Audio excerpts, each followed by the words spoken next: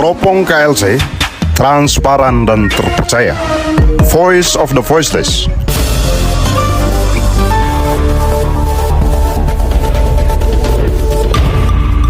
Selamat malam, salam jumpa lagi bersama saya Placidus Asidiwarnai, host. Dan di hadapan saya, Bro, saya panggil Bro saja ya. Bro Feriado, nama lengkapnya adalah Florianus Surionado. Biasa disapa banyak orang, Bro Feriado. Nah, ini sudah masuk ke 8 episode, Bro Feri, podcast kita. Dan malam ini, terus kita mengusung tema tentang ASEAN Summit. Dan tema kita malam ini tidak lain adalah kita ingin mendapatkan keterangan dari aktivis. Ya. Sebetulnya di undangan kita, itu judulnya adalah Suara Aktivis Menjelang ASEAN Summit 2003 di Labuan Bajo. Tetapi sebelum kita masuk pada pembahasan yang lebih serius, saya kira supaya tidak boring, karena dari 7 episode kita tidak pernah menampilkan sesuatu. Karena di depan saya adalah narasumber ini, saya tahu hobinya. Saya tahu hobinya. Dan tadi kita sudah rancang bahwa perlu juga diisi dengan selingan-selingan yang menarik ya. Kebetulan judulnya adalah Hanya di Bambu ya, Pak Ferry. Oke, kita mulai ya. Rumah kita.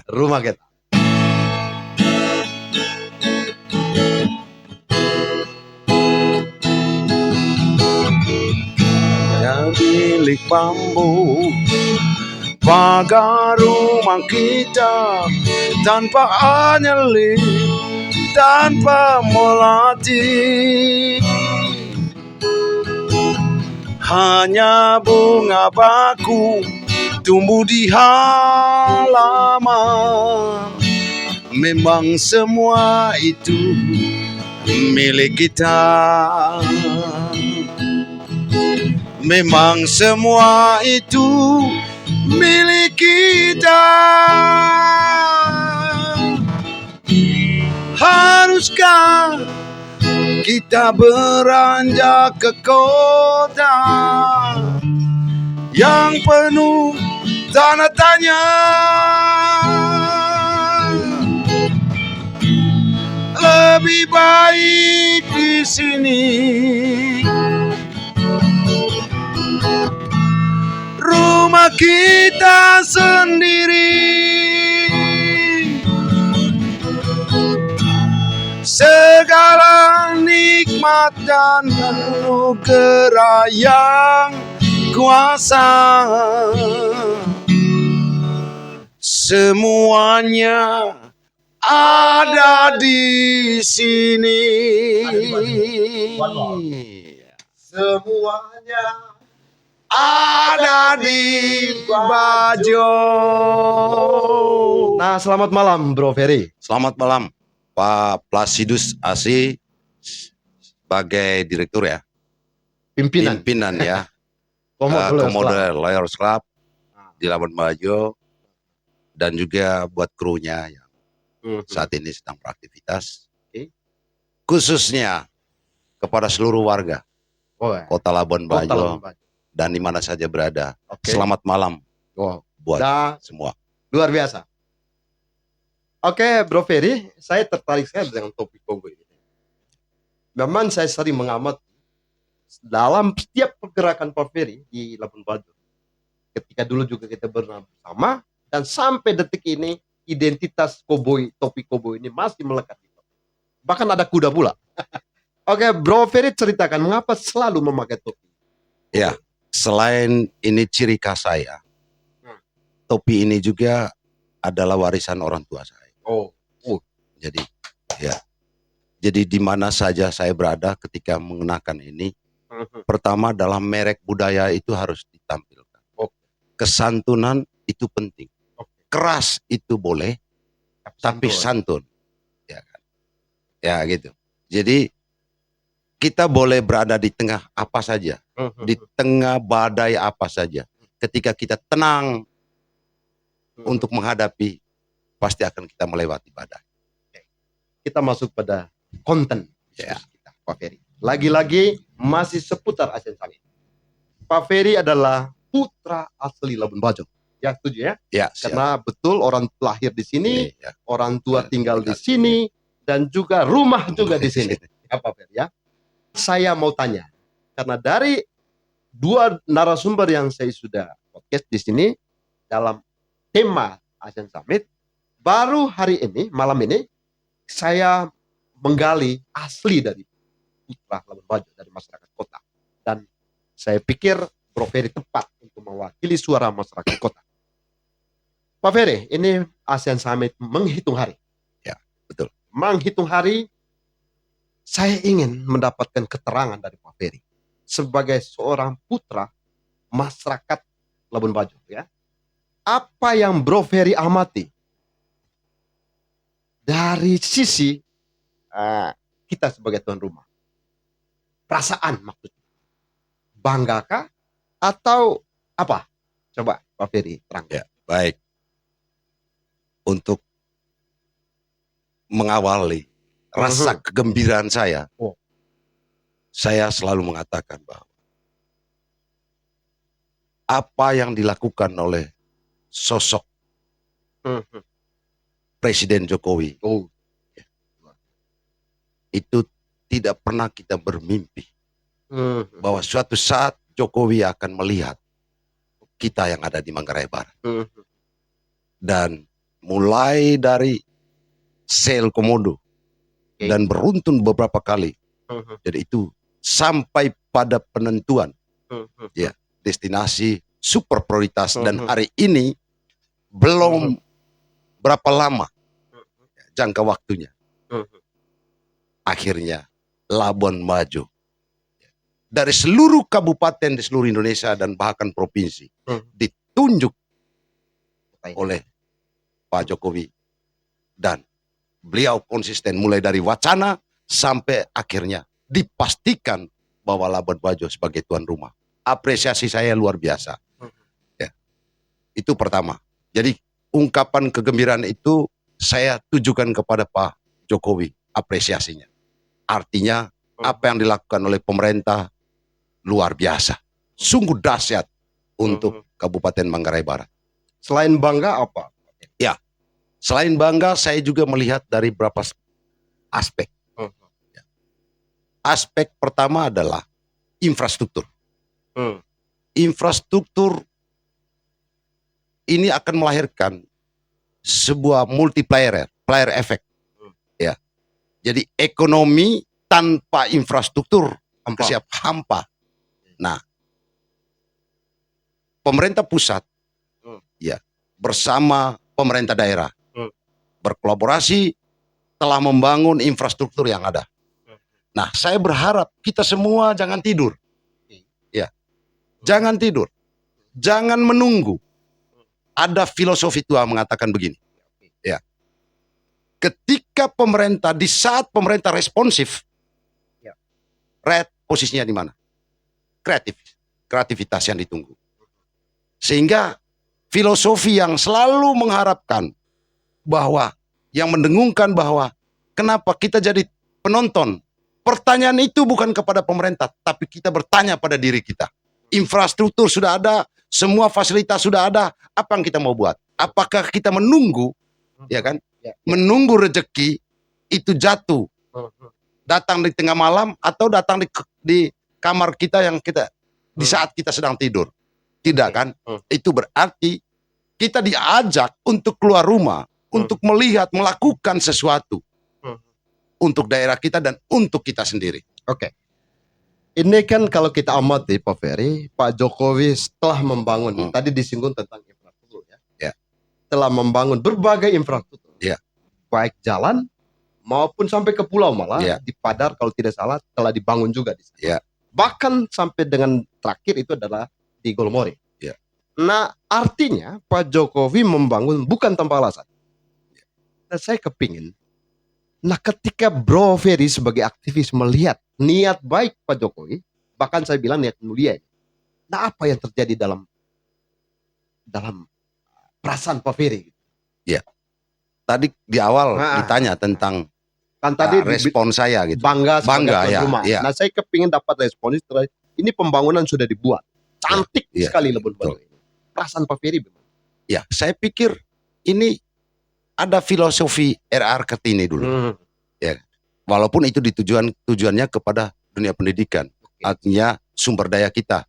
Zaman penjajah dulu kita banyak tidak sekolah kan, jadi habis gelap terbitlah terang. Nah, filosofi itu pas untuk Manggarai Barat, dari tidak ada menjadi ada. Iya, ini suatu luar biasa, suatu hal yang luar biasa. Itu kebanggaan kita sebagai putra, ya, khusus putra Manggarai Barat. Saya pikir ini satu kebanggaan. Kenapa kita abaikan ini? Nah, mari kita sama-sama. Iya, mari kita bersama. Nah, adik-adik saya yang baru tamat sekolah, ya udah kembali ke daerah. Mari membangun dengan berbagai latar belakang pendidikan akademisi yang kamu miliki. Misalnya di sektor pertanian, ada sarjana pertanian. Ya silakan. Kau lakukan apa yang menjadi tanggung jawab kau sebagai seorang putra daerah di sektor pertanian. Begitu juga seorang sarjana perikanan atau peternakan. Nah, yang susahnya begini, yang ganjilnya, seorang sarjana peternakan tapi dia tidak tahu pernah pelihara ayam, satu ekor aja, nah, tidak pernah pelihara ayam atau pelihara kambing lah seperti saya atau pelihara kambing. Betul. Nah, ini yang membuat saya sedikit sedih gitu loh. Nah, kata mari membangun itu tentu dari berbagai perspektif, ilmu, ya kan, disiplin ilmu. Itu mari kita membangun bersama-sama. Iya, itu yang penting.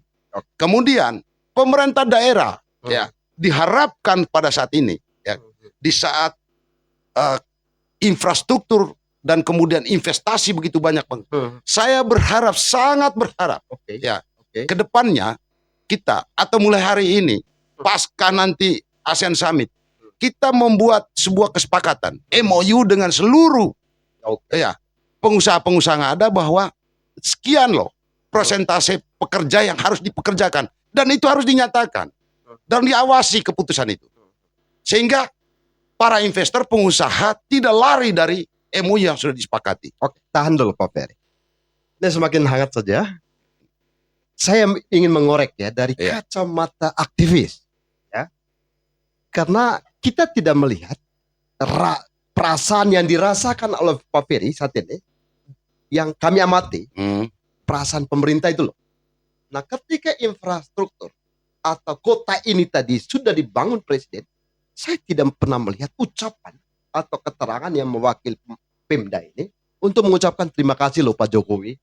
Nah, kritik Pak Ferry terhadap soal ini, karena saya belum pernah dapatkan informasi ini. Ya, saya juga belum melihat itu. Apakah, tapi mudah-mudahan ya di saat saya tidak melihat, orang lain melihat. Tapi bagi saya, ucapan terima kasih itu selain bupati, rakyat juga boleh. Kapanpun boleh mengucapkan. Ya, itu bagian yang tidak terpisahkan, pemerintah dan rakyat. Tapi dan apakah itu penting? Penting sekali. Gini, Pak Jokowi tidak mengurus hal-hal yang sifatnya lokal. Lokal dalam hal itu otoritas pemerintah daerah. Dia menghargai bupati, menghargai gubernur. Selama kebijakan itu, ya kan, berdampak sistemik terhadap kemajuan masyarakat dan kesejahteraan masyarakat. Saya pikir Presiden akan mengapresiasi infrastruktur yang dibangun oleh Jokowi. Ya, bukan untuk ditonton nih. Ya, harus benar-benar kita profesional melihat pemerintah daerah dan seluruh stakeholder. Ya, sama-sama. Kalau sektor pariwisata yang mau dibangun, maka para pelaku industri pariwisata harus bekerja keras dan profesional, ya kan, untuk melihat apa yang menjadi efek domino dari infrastruktur yang dibangun oleh Pak Jokowi. Jadi kita tidak melulu infrastruktur dibangun oleh Pak Jokowi terus kita nuntut lagi pekerja sama Jokowi, enggak lah. Kita harus bagi, ada tupoksi. Jadi pemerintah daerah ketika infrastruktur sudah diserahkan oleh pemerintah pusat, maka pemerintah daerah coba mengelolanya. Ya. 2 hari lalu Pak Ferry, saya juga mempodcast salah satu tokoh. Saya anggap dia adalah tokoh yang juga paham terhadap budaya. Beliau adalah Pak Christian Rotok. Dan Pak Chris Rotok juga pernah mengucapkan, perlu kita mengucapkan terima kasih kepada Pak Jokowi. Bahkan kata beliau, perlu dibangun semacam monumen Ya. untuk sebagai ucapan terima kasih. Monumen itu adalah sebuah sejarah. Ya seperti kata Bung Karno itu kan jas merah. Jangan lupakan sejarah ya. Nah, pendapat Pak Ferry, apakah sama juga dengan pendapat Pak Kris gitu? Oke, saya kira tampan pertanyaan ini. Ini Oke. yang saya tunggu juga. Dan ini bukan wacana, mudah-mudahan ini menjadi sebuah kesepakatan rakyat. Ya. Bukan hanya pemerintah, rakyat bersepakat. Saya pikir Puncak Waringin diganti nama Oke. dengan nama Puncak Jokowi. Ya. Apa Ini dasarnya? Dasarnya adalah hari kemarin dan hari ini kita tidak pernah tidur tanpa Jokowi.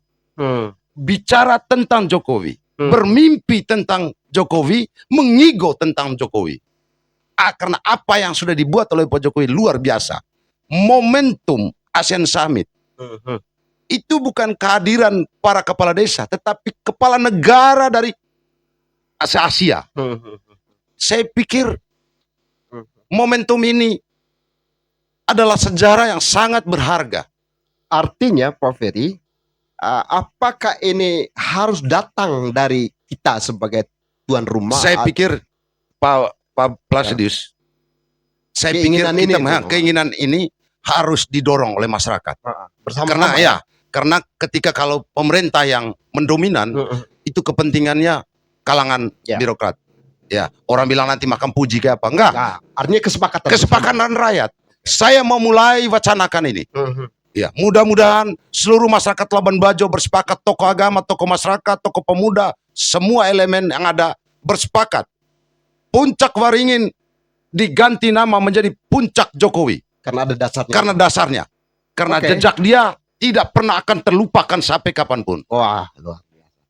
Ya saya pikir ya perspektif juga ada benarnya. Karena dulu kita lihat Puncak Waringin sama sekali sebuah tempat yang tak keuruskan ya. Iya. Sampai dengan begitu lama ditinggalkan. Lalu kemudian Pak Jokowi datang melihat, sekali saja melihat Pak Ferry, langsung dirubah. Oke, Pak Blasio, saya sedikit kita lihat cerita cantik sekali ya. Saya sedikit nambah. Mengapa? Karena saya lahir Labuan Bajo, saya tahu. Mengapa Puncak Waringin dikasih nama Puncak Waringin? Ya itu. Tidak ada seremoni yang resmi. Karena di situ ada pohon beringin. Ya. Maka dikasih nama Puncak Waringin. Waringin. Maka saya pikir hal yang sakral kita bentuk, kita buat, kita rubah, permandikan Puncak Waringin menjadi Puncak Jokowi. Saya kira alam mendukung. Ini Pak Jokowi kan sering sekali datang ke Labuan Bajo. Bahkan terlalu sering, saking seringnya orang mengatakan lagi ini Pak Jokowi ini bukan lagi orang Jawa. Jangan-jangan sudah jadi orang Labuan Bajo gitu kan. Nah, setuju nggak sih kalau Pak Jokowi itu sekarang ini pantas jadi orang Labuan Bajo? Luar biasa pertanyaannya. Itu yang ada dalam pikir saya. Tunggu itu, tapi ternyata hari ini datang pertanyaan itu ke saya.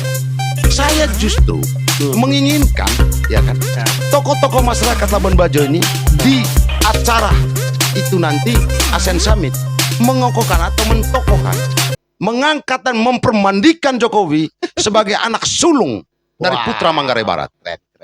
Ya, karena apa? Artis saja yang datang ke ini, kita hanya ketemu di pasar, ketemu di kuliner. Wih, ini artis bintang ini, tapi kita biasa-biasa aja. Ya, tidak membuat mereka juga akhirnya kemudian mencari bodyguard untuk jaga hubungan jarak. Tidak, kita biasa-biasa aja. Selfie sudah hilang. Atau Pak Jokowi juga datang seperti itu. Pak Jokowi datang kayak datang pelesiran saja di Kota Labuan Bajo. Tapi kita menganggap, wih, kakak, ada yang pantas saya bilang gini, kakak Jokowi datang. Kakak sulung. Iya. Nah, itu berarti kita begitu dekat dengan Pak Jokowi. Saya berharap 2024 ada Jokowi baru untuk kita. Nah, ini singgung 2024. Tapi saya tidak singgung politik. Iya. Kebetulan juga kita bicara dengan Pak Presiden kita, sangat mulia hatinya. Dan sebentar lagi kan beliau juga selesai masa jabatan. Iya. Nah, apakah perasaan Pak Ferry sama nggak nanti perasaan dengan saya? Saya kepingin juga di selesai jabatan beliau tinggal di Labuan Bajo. Setuju nggak sih? Ya, artinya itu pertanyaan ekstrim. Itu Ya, sebenarnya ini kan kita itu sebenarnya coba menerawang nih, Iya. bro. itu sebenarnya tanya langsung kepada Pak Jokowi, mau nggak dia tinggal di Labuan Bajo? Saya sih melihat Kalau saya Hmm. saya coba untuk membatin jawaban beliau, dia pasti mau. Oke. Hanya kalau itu yang saya yang tanya, dia pasti balik tanya, Ferry siap nggak kasih saya tanah berapa luas untuk saya buat rumah? Artinya gini, kalau kita bersatu, kita nempung cama, Bo. Iya. Nempung cama, artinya mempersiapkan itu. Saya pikir momen itu tidak akan hilang. Dan Pak Jokowi bisa tinggal bersama kita di Manggarai Barat. Artinya Bro Ferry mau katakan bahwa ya banggalah kalau Bangga sampai lah, mau tinggal luar di sini biasa, kan. luar biasa itu malah. Itu Iya. berarti betul-betul mau menunjukkan anak sulung benaran. Anak sulung benaran. Gitu. Tapi oke lah, ini Ya. soal keputusan Pak Ya. Jokowi ya. dan keluarga. Sebelum ke pertanyaan lain, begini, Pak Sis. Saya juga selalu berharap, berdoa agar kabupaten-kabupaten lain, ya, kabupaten-kabupaten lain mendapat ridho Tuhan untuk event-event yang serupa, Ya, sehingga tidak terlalu memposisikan kami ini kita ini Kabupaten Manggarai Barat ini selalu dianggap Kayak anak emas. Enggak lah. Ya. Karena begini, Labuan Bajo ini, Manggarai Barat ini, ya, selama 6 rejim, ya, emasnya, berliannya nggak kelihatan. Iya. Di saat Jokowi hadir, dia lihat, Iya. wih, berlian banyak Selama di ini sini. tersembunyi, Tersembunyi, bro. Jadi Iya. waktu Jokowi datang, baru kelihatan berliannya. Ini yang luar biasa dan kita perlu tepuk tangan tiap hari. Gitu. Terang betul mata presiden kita ini ya. Iya, terang. Oke, good statement, ini luar biasa sekali. Pak Ferry, saya juga ingin mendapatkan ini sebagai kacamata aktivis juga ya. Pada akhirnya nanti acara ini selesai di tanggal 11. Apa harapan Pak Ferry? Ini bicara karena aktivis itu dekat dengan bicara tentang kebenaran, bicara tentang keadilan ya. Nah, saya kepingin dapat suara aktivis ya malam ini untuk omong tentang itu, keadilan, omong tentang kebenaran. Karena bagaimanapun harus ada manfaat untuk kita sebagai tuan rumah. Dari sekian banyak investasi yang akan masuk, bahkan yang sudah masuk Pak Ferry. Karena selama ini saya selalu mendapatkan keterangan Pak Ferry di jalanan ya. Ketemu di ruang kopi. Nah, belum terekspos di media. Malam ini kita undang secara resmi. Tolong itu Baik, ini disuarakan ini. saya pikir ini kerinduan. Ya. Ya, kerinduan semua pihak, bukan hanya saya. Jadi semakin banyak investasi itu berpeluang lapangan kerja terbuka untuk masyarakat Manggarai. Itu prinsip. Dan bagaimana kesempatan ini bisa diatur? Perlu regulasi. Perlu regulasi untuk mengatur antara pemerintah, ya kan, pemerintah plus belakangnya masyarakat dengan para pengusaha. Sehingga dampak kita di multiplier efek, dampak ketenaga kerjaan kita terhadap investasi yang ada, menurunnya itu harus dilihat di situ nanti.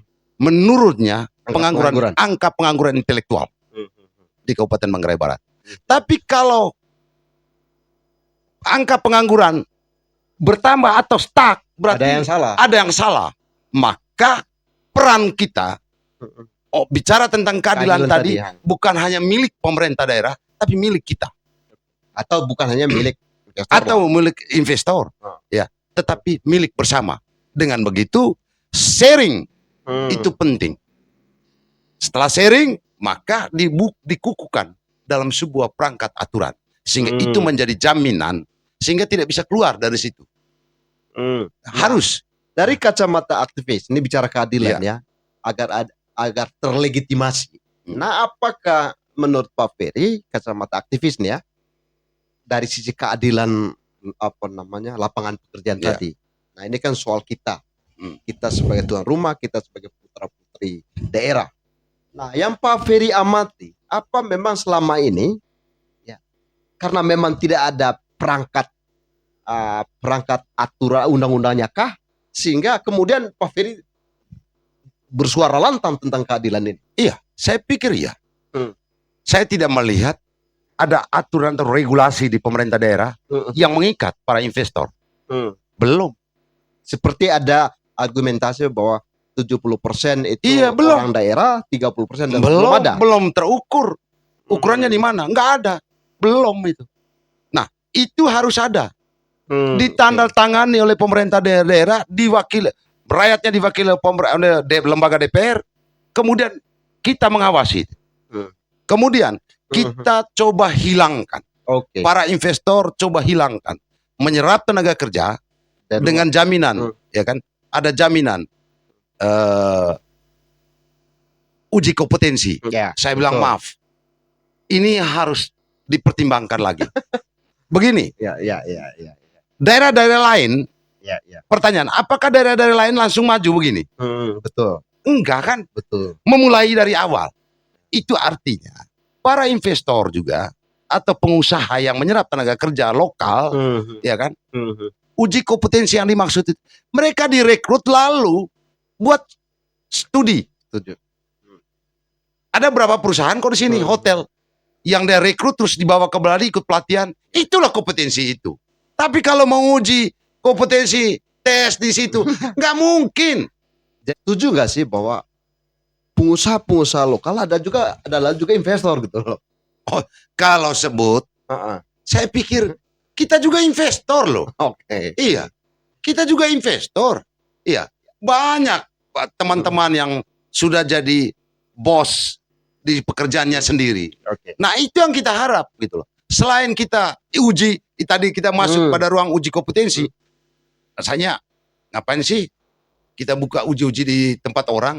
Kita buka aja sendiri. Kenapa sih nggak bisa buka usaha sendiri? Kedai kopi sedikit gitu loh, kecil-kecilan, jual Indomie, jual apa? Nah, macam di Tanah Mori sekarang, sepanjang jalan itu kan milik masyarakat lokal yang lain. Kenapa tidak dimanfaatkan? Ya, bagaimana para wisatawan, ya kan? Orang berwisata ke Pulau Mori, dia berangkat pagi, dia sarapan di Tanah Mori, minum kopi di Tanah Mori, makan siang di Tanah Mori, sampai selesai dia berwisata di sana, dia kembali sudah makan malam di tengah jalan lagi. Nah, ini yang kita tunggu. Dari kacamata aktivis, ya, apakah menurut Pak Ferry ada tidak perlakuan tidak adil terhadap pengusaha yang bro bilang kita juga investor, pengusaha kita juga ada investor? Adakah perlakuan tidak adil yang mereka rasakan saat ini? Ya, saya pikir ada. Letupan-letupan itu pasti ada. Ada ya? Ada. Pada prinsipnya gini, Pak. Jadi ketidakadilan itu bagian dari tidak ada pembangunan tanpa kerikil, Pak. Selalu ada. Dari dulu. Buka jalan di Labuan Bajo bukan tanpa kerikil. Kerikil banyak. Tapi dikemas sedemikian rupa, ya kan? Lalu dicari win-win solusinya. Nah, kembali kepada budaya tadi. Dua sebutan dari Maiga Lontoleo. Maine Nikolo nih kita bersama. Sehingga jalan-jalan di Labuan Bajo dulu tidak ada yang minta ganti rugi. Nggak ada. Karena kesadaran bahwa jalan yang mau dibangun itulah kepentingan kita bersama juga. Kan logikanya gini, apakah ketika saya minta ganti rugi yang di rumah, misalnya, kan bro punya jalan itu, dekat jalan, apakah saya minta ganti rugi? Kemudian saya tidak memanfaatkan jalan itu? Oh enggak, saya juga ikut memanfaatkan.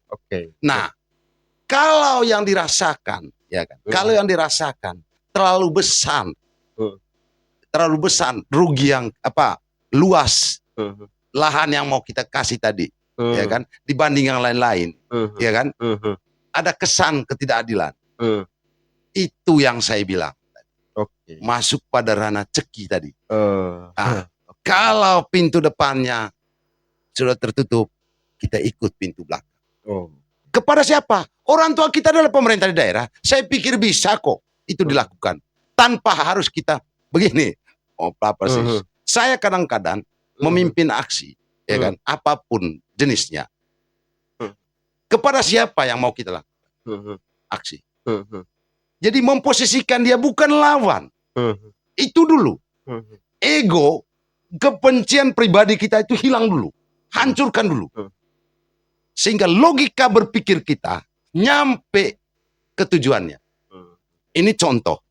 Saya mau pinjam uang sama Pak Asis. Ya. Sebelum saya pinjam, saya lempar batu ke rumahnya Pak Asis. Mau nggak? Masih mau nggak Pak Asis kasih? Enggak lah. Enggak lah. Seperti itulah saya pikir, mari, apapun masalah, apapun persoalan, akan bisa ya, diatasi. Keegoan kita pertama harus ditinggalkan. Ya, itu. Ya intinya bahwa Pak Ferry ingin sebuah keadilan ya. Keadilan. Tanpa terkecuali. Ya. Mau investor dari luar mau bilang investor dari dalam, semua diberlakukan adil. Tapi ada kegundahan lain bahwa ketika infrastruktur Pak Jokowi sudah bangun, tampaknya ruang-ruang keadilan itu belum ditemukan oleh orang lokal. Pedagang-pedagang kita. Nah, menurut Pak Ferry, masih adakah perlakuan itu? Misalkan yang Bro Ferry amati di Kampung Ujung itu kan spot yang dibangun Pak Jokowi. Oke. Saya tadi Marina, ya kan? Kayak gitu kan? ya, saya pikir gini. Macam kuliner ya. Kenapa itu menjadi area yang menjadi prioritas kunjungan orang hari kemarin? Ya kan? Apa sih yang mau dikejar? Menu? Enggak Pak Asis. Om Asis tidak. Bukan menu. Yang dibeli itu adalah suasananya. Oke. Banyak loh jenis makanan itu di mana-mana. Tapi kenapa harus ke sana? Yang dibeli itu suasananya. Ya. Marina juga dibangun. Enggak melarang siapa-siapa. Apa yang mau kita lihat di situ? Bukan harga barangnya. Tapi ketika kita duduk di situ, ada suasana yang tidak bisa kita beli. Ini dari perspektif kacamata saya ya. Kacamata Bro ya. Ya. Nah, kemudian ya yang saya lihat adalah kemampuan orang lokal, kita orang lokal untuk berani menawarkan diri untuk mengelola aset-aset yang sudah ada. Itu minim. Kurang atau memang tidak diberi? Bukan tidak beri. Ya, minim. Karena apa tadi? Orang juga Pak, nilai kontrak itu tidak mungkin ikut saja maunya kita. Karena kita bilang gini, kami anak lokal, terus dia punya harga turun. Nggak bisa lah. Ini investasi yang harus menguntungkan negara. Jadi itu harus juga berimbang gitu loh. Jadi tidak bisa. Boleh lah kurang dikit. Maksudnya. Ya, tapi ada keberanian.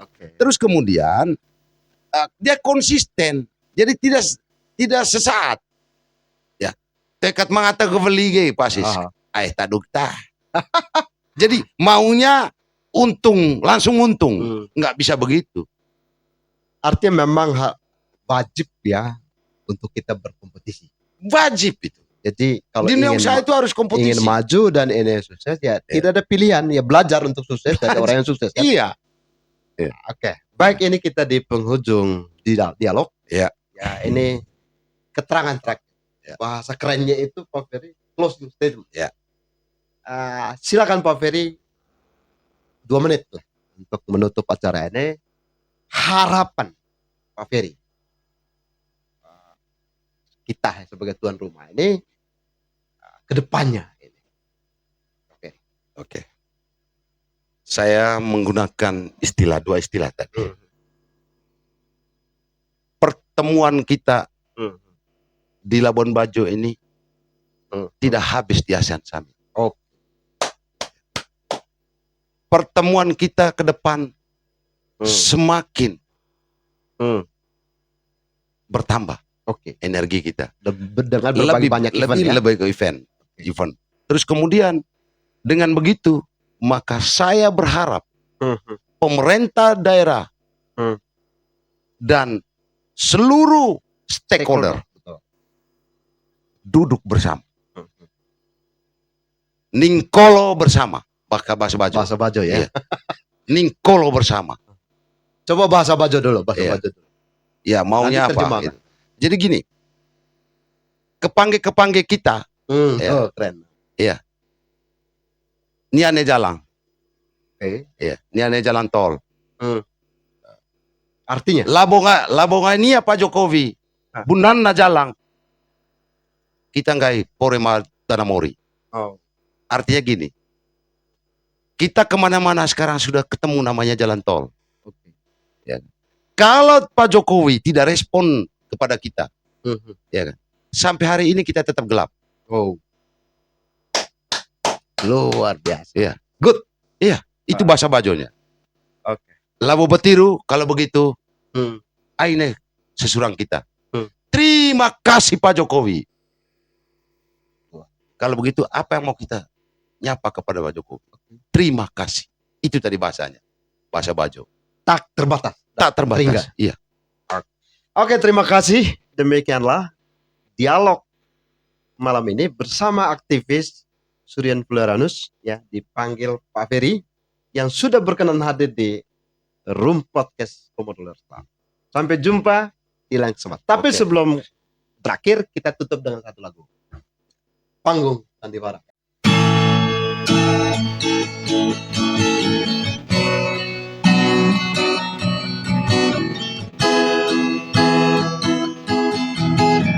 Dunia ini panggung sandiwara, cerita yang mudah berubah, kisah Mahabharata atau tragedi dari Yunani.